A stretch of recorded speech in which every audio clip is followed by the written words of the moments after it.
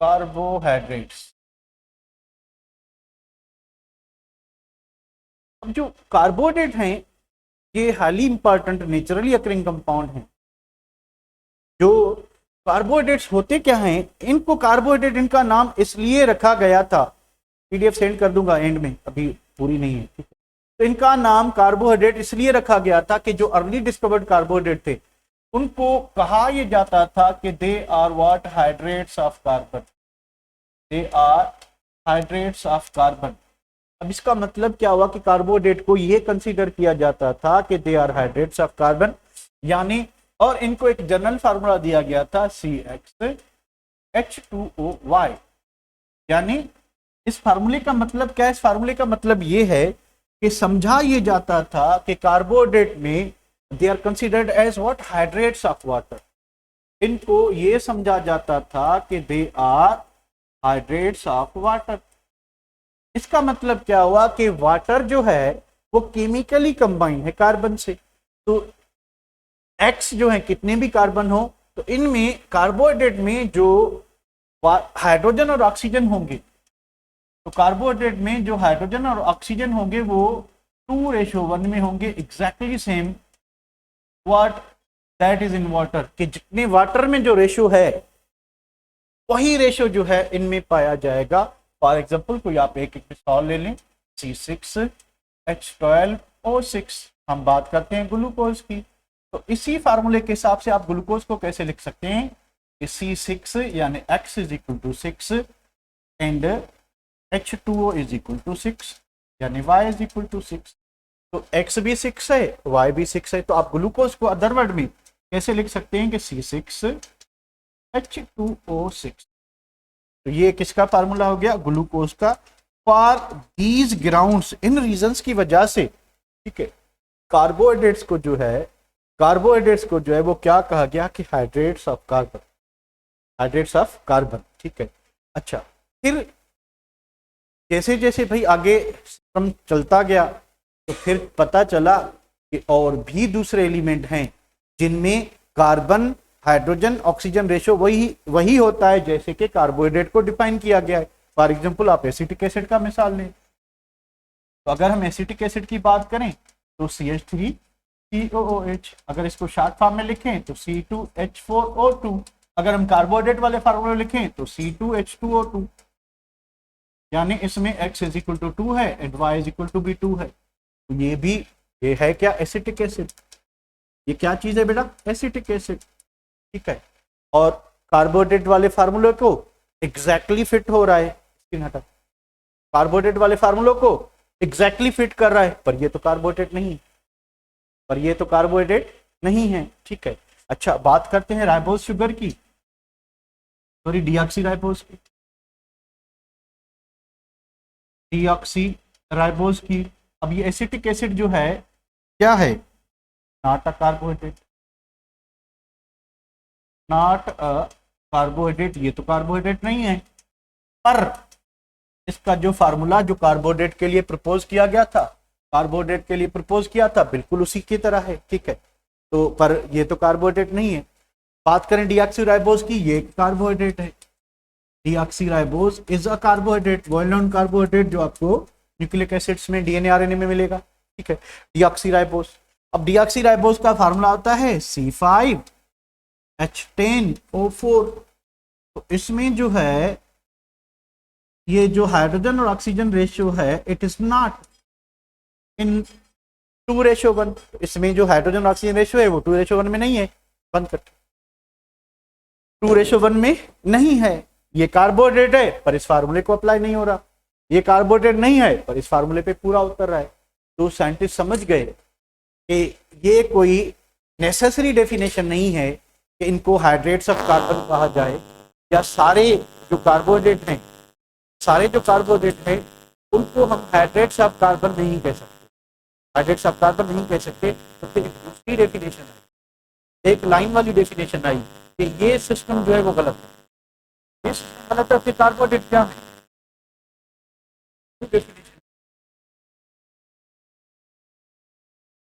Carbohydrates are, the carbohydrates are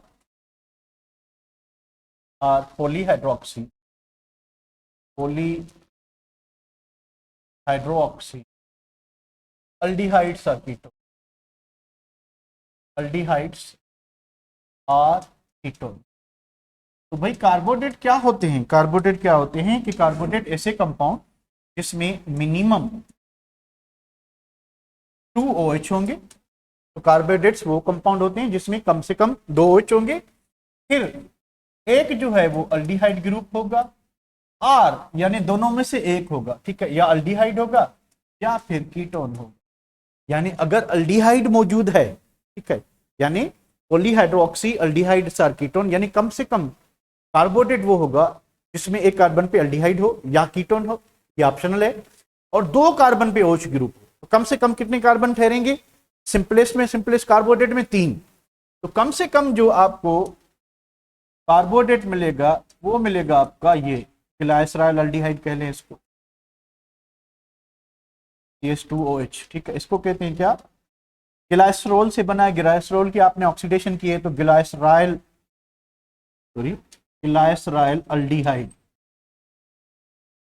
it is a simplest aldehyde group containing carbohydrate, simplest aldehyde group containing carbohydrate. तो आपका CH2OH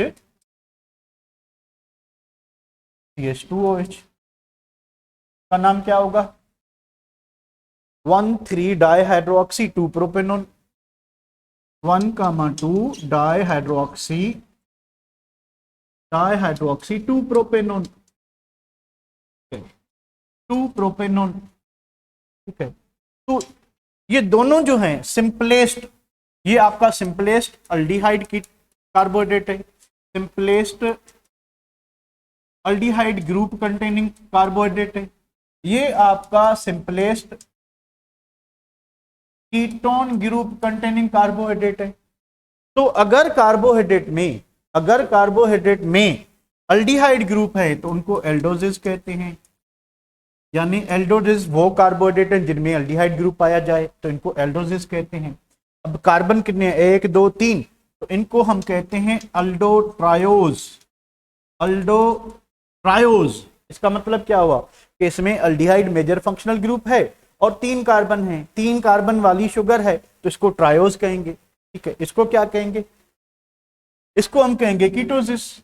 अगर simple बात करें, ketosis कौन सी ketone है भाई? 1 2 3 कार्बन वाली, हम इसको कहेंगे कीटोट्रायोज।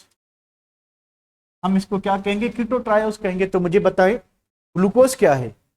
अल्डोहेक्सोज है या कीटोहेक्सोज है? ग्लूकोज क्या है? ग्लूकोज अल्डोहेक्सोज है और फ्रक्टोज आपका कीटोहेक्सोज है, गैलेक्टोज आपका अल्डोहेक्सोज है, ठीक है। इसी तरह से ये एक क्लासिफिकेशन है। तो water carbohydrates carbohydrates are polyhydroxy aldehydes are ketones. तो इनमें कम से कम 2 OH होंगे। अब जो आपके इनको क्या कहेंगे? मोनोसेक्राइड कहेंगे। फिर इनकी क्लासिफिकेशन चलते हैं, इनकी मॉलिक्यूलर स्ट्रक्चर की वजह से इनकी क्लासिफिकेशन कैसे होती है। तो पहले पढ़ते हैं आगे। तो यहां तक क्लियर है बेटा? इसमें कोई प्रॉब्लम तो नहीं? तो इनमें अल्डिहाइड होगा या कीटोन होगा, दोनों एक साथ नहीं होंगे, या अल्डिहाइड होगा या कीटोन होगा, OH जरूर हो। अल्डिहाइड और कीटोन ऑप्शनल है पर OH ऑप्शनल नहीं है, OH जरूर होगा और कम से कम 2 OH होगी, कम से कम 2 OH होगी। यहां तक क्लियर है बेटा? क्लियर है, चले भाई तो आगे बढ़ते हैं। अब क्लासिफिकेशन की बात करें कार्बोहाइड्रेट की।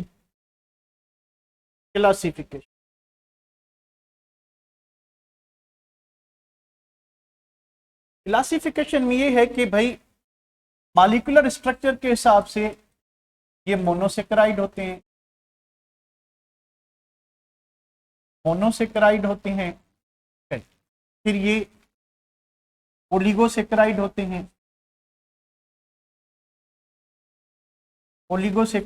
हैं, उसके बाद तीसरे नंबर पे बात करें तो ये polysaccharide.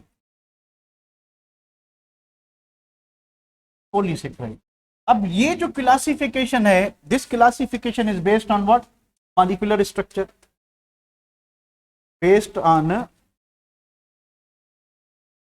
Based on molecular structure. कि मॉलिक्यूलर स्ट्रक्चर की बुनियाद पे मोनोसेक्राइड, ओलिगोसेक्राइड और पॉलीसेक्राइड। मोनोसेक्राइड क्या होते हैं? मोनोसेक्राइड वो हैं which can't be further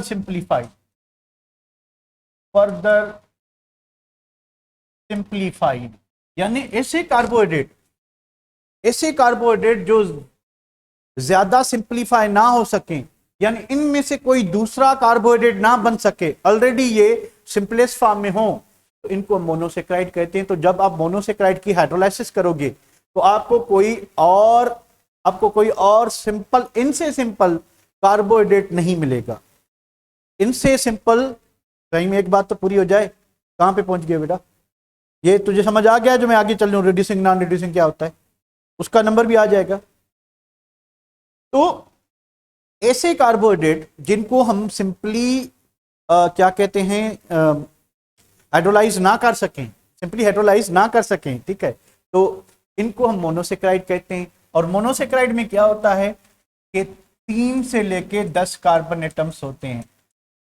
monosaccharide में क्या होता है? 3 से लेके 10 कार्बन होते हैं। और उसके बाद ये क्या होते हैं? They can B aldoses, they can B ketosis, they can B aldoses और दे कैन बी कीटोसिस। दूसरी बात, ये जो मोनोसेक्राइड होते हैं, ठीक है, ये ओपन चेन में भी एग्जिस्ट करते हैं और रिंग स्ट्रक्चर में भी एग्जिस्ट करते हैं। तो जितने भी आपके क्या कहते हैं, जो मोनोसेक्राइड हैं, 3 to 10 कार्बन एटम्स कंटेनिंग होते हैं। ये या तो ये अल्डोसिस होंगे अगर अल्डिहाइड फंक्शनल ग्रुप होगा, या फिर ये क्या होंगे? कीटोसिस होंगे, यानी कीटोन फंक्शनल ग्रुप होता है। और इनमें 3 से 10 कार्बन होते हैं। और ये ओपन चेन में भी मिलते हैं, रिंग में मिलते हैं। रिंग में मेजॉरिटी कौन से मिलेंगे? रिंग में वो एग्जिस्ट करते हैं जिनमें 5 से 6 कार्बन एटम्स। तो जो आपके पेंटोसिस और हेक्सोसिस हैं, ये रिंग स्ट्रक्चर में ज्यादा मिलते हैं, बाकी वाले आपको ओपन में ज्यादा मिलेंगे। और जो पेंटोसिस और हेक्सोसिस हैं, ये रिंग स्ट्रक्चर में ज्यादा मिलते हैं, ठीक है बेटा? इतनी सी बात समझ आ रही है? तो मोनोसेक्राइड वो कार्बोहाइड्रेट होते हैं जिनको हम फर्दर सिंप्लीफाई नहीं कर सकते, पहली बात ये। दूसरी बात ये कि मोनोसेक्राइड जो है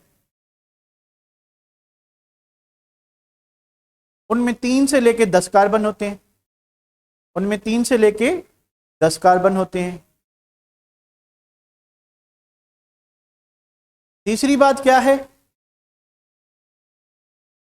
तीसरी बात यह है कि ये ओपन चेन और रिंग चेन में मिलते हैं। चौथी बात क्या है कि रिंग में ज्यादातर पेंटोसिस और हेक्सोसिस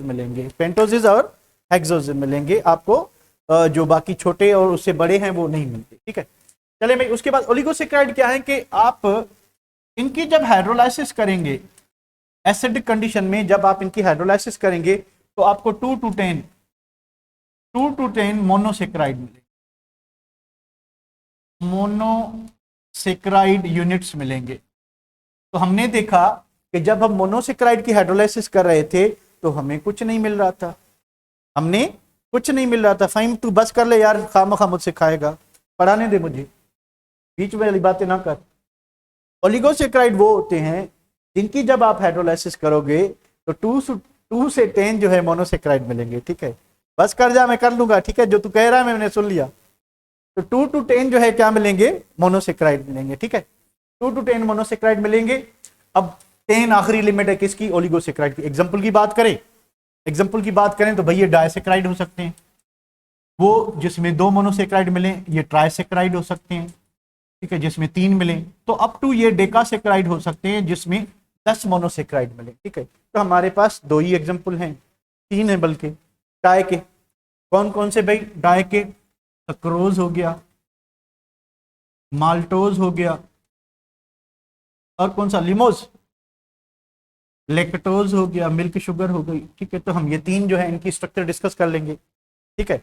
तो हमारे पास 3 जो हैं वो दिए हुए हैं, डाइसेक्राइड, ट्राइसेक्राइड, और मैक्सिमम ये 10 कार्बन तक हो सकते हैं। व्हाट आर पॉलीसेक्राइड कौन से हो सकते हैं? पॉलीसेक्राइड जो है वो ऐसे कार्बोहाइड्रेट जिनकी आप हाइड्रोलाइसिस करें तो आपको मोर देन 10 मोनोसेक्राइड मिले। मोर देन 10 मोनोसेक्राइड मिले। भाई एग्जांपल की बात करें तो स्टार्च, सेल्यूलोज, ठीक है, ग्लाइकोजन, ये हमारे बुक में जो 3 एग्जांपल दिए हैं, वैसे और भी होते हैं, ठीक है, पर हम स्टार्च पढ़ेंगे, सेलुलोज पढ़ेंगे और ग्लाइकोजन पढ़ेंगे, ठीक है। तो क्या हुआ कि जब आप मोनोसेक्राइड की हाइड्रोलाइसिस करते हो तो आपको ठेंगा मिलता है, जब आप ओलिगोसेक्राइड की करते हो तो आपको 2 से 10 यूनिट मिल सकते हैं। तो they are further classified into disaccharide, अगर इनकी हाइड्रोलाइसिस पे 2 मोनोसेक्राइड मिलते हैं, अगर 3 मिलते हैं तो ट्राइसेक्राइड, 4 मिलते हैं तो टेट्रासेक्राइड, अप टू डेकासेक्राइड ये हो सकते हैं। तो जब आप पॉलीसेक्राइड को हाइड्रोलाइज करोगे तो ये आपको मोर देन 10 मोनोसेक्राइड यूनिट दें, मोर देन 10, ठीक है बेटा। अच्छा, उसके बाद यहां तक क्लियर है, ये क्लियर है। अच्छा, सेल्यूलोज की बात करें अगर मिनिमम, तो सेल्यूलोज आपको कम से कम 2000 ग्लूकोज यूनिट देगा, 2000। यहां तक क्लियर है, बढ़े आगे, बढ़े आगे। तो बढ़ते हैं आगे। अब दूसरी क्लासिफिकेशन फहीम को जल्दी थी, उसको देखते हैं। तो भाई ये कार्बोहाइड्रेट है, ठीक है, ये कार्बोहाइड्रेट है। कार्बोहाइड्रेट में जो मोनोसेक्राइड थे, जो मोनोसेक्राइड थे, सिर्फ मोनोसेक्राइड, दूसरे नहीं, ये क्या होते हैं? Aldoses, ketoses, on the basis of functional group, on the basis of what? Functional group. जो मोनोसेक्राइड हैं या तो एल्डोजिस होंगे या फिर कीटोजिस होंगे। तो अल्डोजिस वो होंगे जिनमें अल्डिहाइड ग्रुप हो, कीटोजिस वो होंगे जिनमें कीटोन ग्रुप हो। फिर ये जो मोनोसेक्राइड है, ठीक है, on the basis of number of carbon atoms,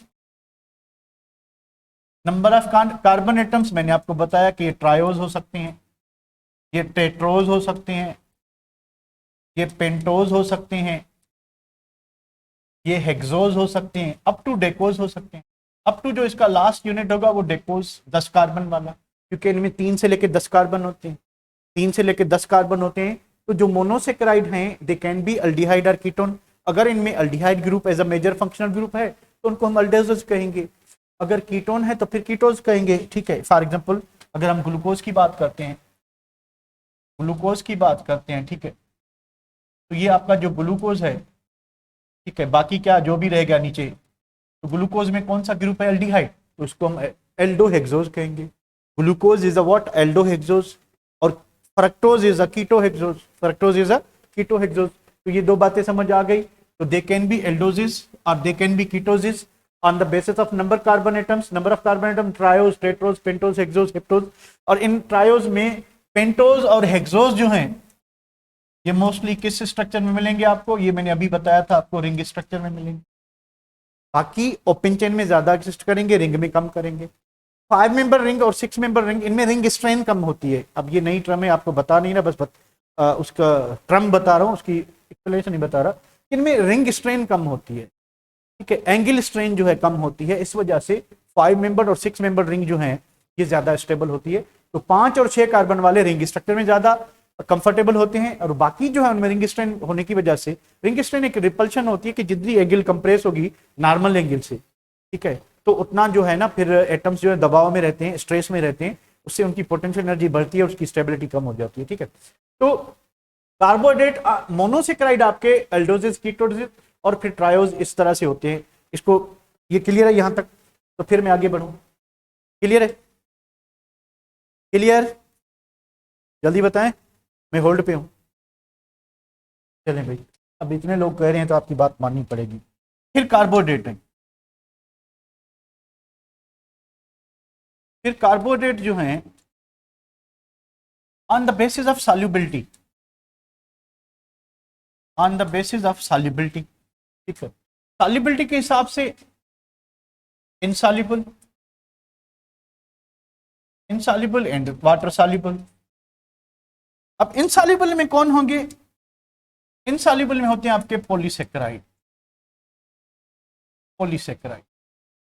तो पॉलीसेक्राइड जो है वो वाटर इनसॉल्युबल होते हैं, और जो आपके मोनो और ओलिगोसेक्राइड है, मोनो और ओलिगोसेक्राइड हैं, ये आपके क्या होते हैं, वाटर सॉल्युबल होते हैं। दूसरी बात, टेस्ट की बात करें, टेस्ट के हिसाब से भी ये दो किस्म के होते हैं, शुगर्स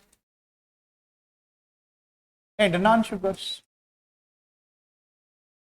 टेस्ट के हिसाब से शुगर्स जो हैं they are what, sweet in taste, ये जायके में मीठे होते हैं। शुगर जो है स्वीट और वाटर सॉल्युबल होते हैं। और नॉन शुगर्स क्या होते हैं, tasteless, tasteless and insoluble in water. तो आप यहां से बता सकते हो, तो पॉलीसेक्राइड को आप किस कैटेगरी में रखोगे, शुगर में, नॉन शुगर में? शुगर्स में रखोगे, नॉन शुगर में। और आपके ये जो मोनो और ओलिगोसेक्राइड हैं ये क्या होंगे, ये आपके शुगर्स हो जाएंगे और ये आपके क्या हो जाएंगे, नॉन शुगर्स। तो यहां तक क्लियर है, यहां तक क्लियर है।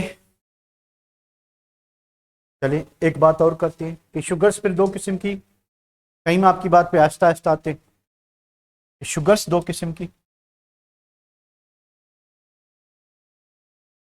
भाई शुगर्स जो हैं वो होती हैं रिड्यूसिंग और non reducing, reducing and non reducing. अब रिड्यूसिंग शुगर्स कौन सी होंगी कि अगर अगर भाई अल्डिहाइड हो या कीटोन हो, अल्डिहाइड हो और कीटोन, अगर उसके साथ वाले कार्बन पे OH है, एडजेसेंट कार्बन पे OH है, अगर अल्डिहाइड है या कीटोन है, उसके साथ वाले कार्बन पे OH ग्रुप है, तो ये शुगर जो है वो रिड्यूसिंग हो। अगर साथ वाले कार्बन पे OH नहीं है तो ये नॉन रिड्यूसिंग हो। और ये OH कहां पे होना चाहिए, ये OH जो है एनोमेरिक कार्बन पे होना चाहिए। एनोमेरिक कार्बन क्या होता है कि जब इनकी आप रिंग स्ट्रक्चर देखोगे तो रिंग स्ट्रक्चर में जो साइक्लाइजेशन होती है वो फर्स्ट कार्बन और फिफ्थ कार्बन के बीच में होती है हेक्सोसिस में। तो अब अगर जो है उनके जो एनोमेरिक कार्बन, जो पहला कार्बन था उस पे OH, यानी जो आपका अल्डिहाइड ग्रुप है वो रिड्यूस होकर OH में कन्वर्ट हो जाता है, या कीटोन ग्रुप है वो OH में कन्वर्ट हो जाता है। तो अगर उस कार्बन पे, पहला कार्बन जो एनोमेरिक कार्बन है उस पे OH मौजूद है तो शुगर आपकी जो है रिड्यूसिंग होगी। अगर वो कंडेंसेशन में ग्लाइकोसाइडिक बॉन्ड बनाने वक्त वो पहले कार्बन वाला एनोमेरिक कार्बन वाला OH ग्लाइकोसाइडिक बॉन्ड में यूटिलाइज हो गया तो उसके यानी फंक्शनल ग्रुप के एडजेसेंट कार्बन पे जो है वो OH नहीं है, तो वो शुगर कौन सी हो जाएगी, नॉन रिड्यूसिंग। ये समझ रहे हो, वो स्ट्रक्चर से ही पता चलेगा। ठीक है, अभी स्ट्रक्चर तो मैंने नहीं बताया, सिंपल सी बात है कि अगर आप इसके इस जो अल्डिहाइड और कीटोन ग्रुप तो होगा ही होगा, तभी कार्बोहाइड्रेट बनेगा। तो उसका जो नेक्स्ट कार्बन है, ठीक है, उसका जो नेक्स्ट कार्बन है, अगर उस कार्बन पे ठीक है OH ग्रुप है, अगर OH ग्रुप है तो रिड्यूसिंग होगा, अगर नहीं है भाई उसने कार्बोहाइड्रेट, मोनोसेक्राइड क्या करेंगे, मोनोसेक्राइड सारे शुगर्स होते हैं ना, तो उनके पास अल्डिहाइड के साथ वाला जो कार्बन उसके पास OH जरूर होगा, कीटोन जो है उसके साथ वाले कार्बन पर OH जरूर होगा। पर जब कंडेंसेशन होती है, जब ओलिगोसेक्राइड बनता है तो फिर ऑप्शन रहता है, सारे ओलिगोसेक्राइड भी शुगर होते हैं सवाए एक के, सवाए एक के, कौन से, सक्रोज के। ठीक है, हमजा ने बता दिया सक्रोज के। तो सक्रोज जो है उसके अलावा बाकी जितने भी ओलिगोसेक्राइड हैं वो नॉन रिड्यूसिंग होते हैं। क्यों होते हैं वो स्ट्रक्चर से पता चलेगा। ठीक है, फिलहाल सिर्फ डेफिनेशन की बात करते हैं कि रिड्यूसिंग शुगर क्या करेगी। रिड्यूसिंग शुगर्स, अच्छा, जिनमें ये ग्रुप पाया जाएगा वो क्या करेंगे, रिड्यूसिंग शुगर्स रिड्यूसेस किसको, टोलिन्स रिएजेंट, वही जो अल्डिहाइड में हमने पढ़ा था, टोलिन्स रिएजेंट, उसके बाद बेंडिक्स रिएजेंट, बेंडिक्स सॉल्यूशन, उसके बाद फेलिंग सॉल्यूशन। अच्छा, वहां पे हमने जब अल्डिहाइड और कीटोन पढ़ा था, हमने पढ़ा था कि ये माइल्ड ऑक्सीडाइजिंग एजेंट हैं और ये सिर्फ अल्डिहाइड को ऑक्सीडाइज करते हैं पर कीटोन को नहीं करते। पर यहाँ पे कीटोन तो ऑक्सीडाइज या रिड्यूस नहीं हो रहा, कीटोन के साथ वाला कार्बन अगर उस पे OH है तो वो रिड्यूस हो रहा है। इसलिए यहाँ पे अल्डिहाइड भी रिड्यूसिंग शुगर में आ सकता है, कीटोन भी रिड्यूसिंग शुगर में आ सकता है। थोड़ा सा ये बात समझने की कोशिश करें कि जब हमने ऑर्गेनिक केमिस्ट्री में अल्डिहाइड और कीटोन पढ़ा था, तो हमने पढ़ा था कि ये वीक माइल्ड ऑक्सीडाइजिंग एजेंट है जो कि सिर्फ अल्डिहाइड को ऑक्सीडाइज कर सकते हैं पर कीटोन्स को नहीं कर सकते।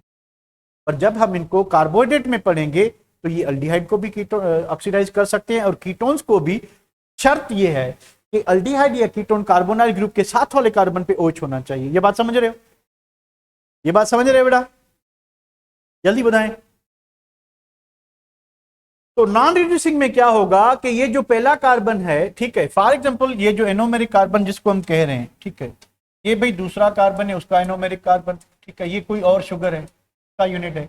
तो यहां से क्या हुआ कि वाटर निकल गया, वाटर निकल गया तो इस कार्बन पे OH रहेगा। अगर ये कंडेंसेशन में यूज हो जाए, यहां से वाटर निकल जाए, यहां पे ग्लाइकोसाइडिक लिंकेज बन जाए, तो क्या समझते हो ये OH रहेगा? OH रहेगा? रहेगा कि नहीं रहेगा?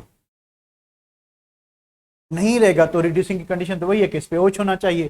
तो नॉन रिड्यूसिंग शुगर वो होंगे जिसके कार्बोनाइल ग्रुप वाला जो फर्स्ट कार्बन है, एनोमेरिक कार्बन है, वहां पे OH नहीं होगा, खाली हाइड्रोजन रहेगा। तो वो आपकी शुगर जो है, वो आपकी शुगर जो है नॉन रिड्यूसिंग हो जाएगी। बात समझ आ रही है? तो नॉन रिड्यूसिंग के सिंपल से एग्जांपल कौन से हैं? All polysaccharides.